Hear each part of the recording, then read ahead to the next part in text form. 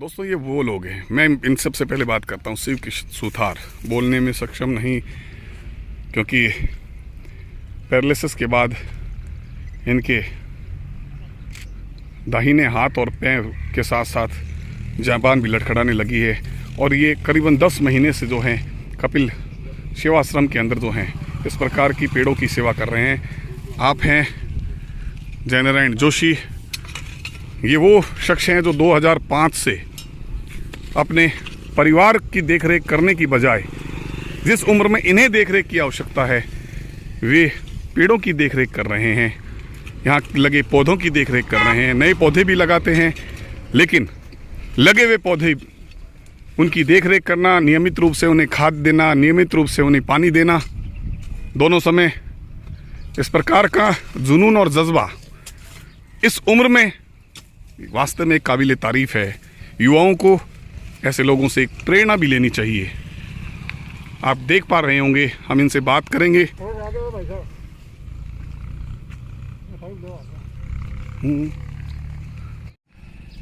नमस्कार दोस्तों, पूरे विश्व में कोरोना ने हाहाकार मचा रखा है। इस बीच भारत और राजस्थान भी इससे अछूता नहीं रहा है। बात करें अगर बीकानेर की, बीकानेर में भी कोरोना की ने जिस तरह से तांडव मचाया, जिस तरह से ऑक्सीजन की कमी के चलते मौतें हुई, कहीं ना कहीं उसके लिए पर्यावरण संरक्षण न करना भी एक मानवीय भूल हो सकता है। बात आज विश्व पर्यावरण दिवस पर मैं इसलिए कर रहा हूँ ये, क्योंकि कहीं ना कहीं पेड़ों की कमी लगातार जो हो रही है उससे मिलने वाली ऑक्सीजन ने भी निश्चित तौर पे इस महामारी में हमें प्रभावित किया है।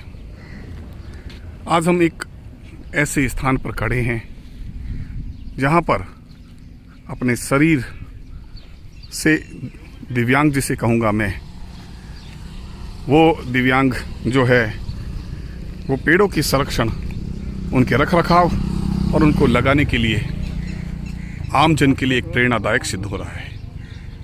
इस समय खड़े हैं हम कपिल आश्रम में। बीकानेर के अंदरूनी भाग का यह क्षेत्र है। इस क्षेत्र में ये वे व्यक्तित्व हैं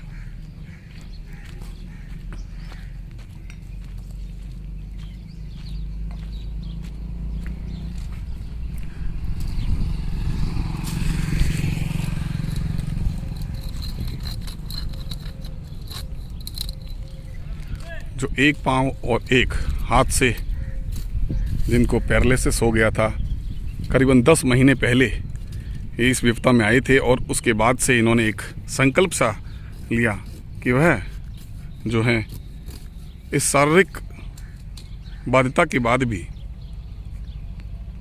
कुछ ऐसा काम करेंगे जो आम जन के लिए एक प्रेरणा स्रोत बनकर के सामने आएगा। और इसी परिकल्पना को साकार करने के उद्देश्य से इन्होंने जो है कपिल आश्रम में यहाँ लगे पेड़ों की रखरखाव, उनको पानी देना और जो ऐसी खरपतवार जो हरियाली को खराब कर सकती है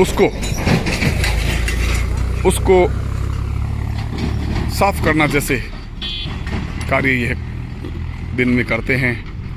शाम को यहाँ आने वाले लोगों को ये प्रेरित करते हैं कि वह अपने जन्म दिवस पर या अपनी खुशी के उन पलों को एक पेड़ लगा करके यादगार बनाएं।